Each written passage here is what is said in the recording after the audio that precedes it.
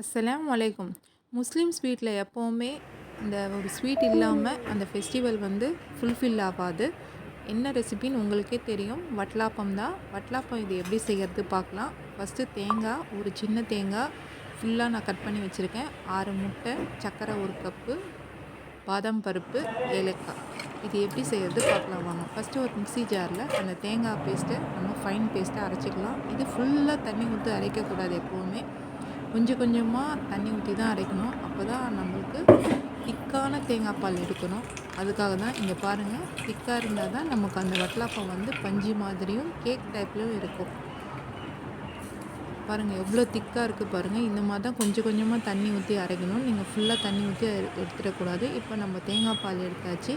இந்த தேங்காய் பாலில் இப்போ 1 கப்பு சுகர் எடுத்து வச்சுருக்கேன். இதை பவுடர் பண்ணி தான் நம்ம சேர்த்துக்கணும்.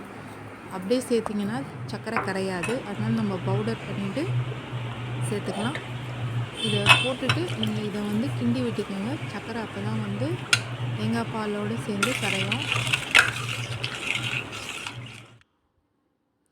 இப்போ இது கூடவே 6 நாட்டுக்கோழி முட்டை நான் எடுத்து வச்சுருக்கேன். உங்களுக்கு நார்மல் முட்டையில் கூட நீங்கள் செய்யலாம். நாட்டுக்கோழி முட்டையில் தான் செய்யணும்னு ஒன்றும் கிடையாது. இந்த வட்டலாப்பம் எவ்வளோ பேருக்கு பிடிக்கும்னு நீங்கள் மறக்காமல் கமெண்ட் பண்ணுங்கள். இது எவ்வளோ பேர்லாம் ட்ரை பண்ணி பார்த்துருக்கீங்கன்னோ கமெண்ட் பண்ணுங்கள். இப்போ இந்த 6 முட்டையும் நம்ம கொட்டி ஊற்றி இதை வந்து நம்ம ஒரே ஒரு பல்ஸ் விட்டு தான் இதை வந்து நம்ம வந்து அந்த பாலில் சேர்க்கணும். ரொம்ப அடிச்சிடாதீங்க, அது ஒரு மாதிரி ஆகிடும். ஒரே ஒரு பல்ஸ் விட்டுக்கோங்க. நீங்கள் உங்ககிட்ட வந்து விஸ்க் இருந்தால் விஸ்கில் கூட நீங்கள் அடிச்சுக்கோங்க. இப்போ நம்ம ஒரே ஒரு பல்ஸ் விட்டு எடுத்தாச்சு. இதை நம்ம வடிகட்டி தான் அந்த பாலில் சேர்க்கணும். ஏன்னா மேலே வந்து ஏதாவது வந்து நமக்கு திப்பி மாதிரி இருந்தால் அது வந்து நம்ம சேர்க்கக்கூடாது.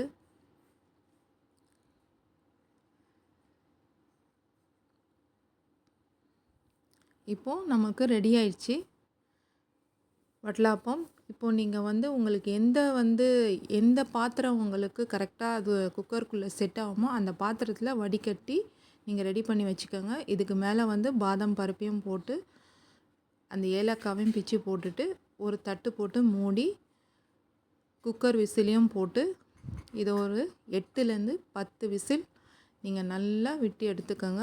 விட்டு இந்த விசிலெல்லாம் அடங்கின பிறகு நீங்கள் ஓப்பன் பண்ணி பார்த்தீங்கன்னா உங்களுக்கு கட்டியாக வட்டலாப்பம் ரெடியாக இருக்கணும்.